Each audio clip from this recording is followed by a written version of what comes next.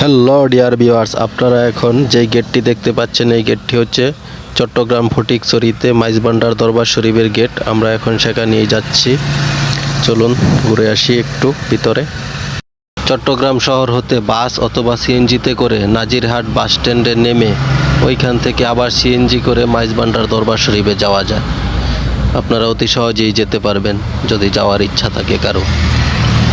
সেখানে গিয়ে আমি যা দেখলাম তাতে আমি বড় অবাক হলাম। সেখানে দেখেছি শত শত গরু মহিষ বেঁধে রেখেছে।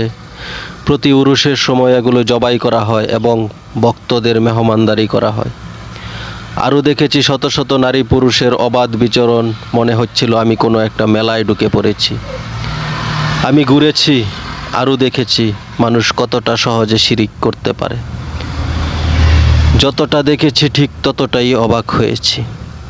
আপনারাও ঘুরে দেখে আসতে পারেন যদি হাতে সময় থাকে। আল্লাহ হাফেজ, ভালো থাকবেন সবাই।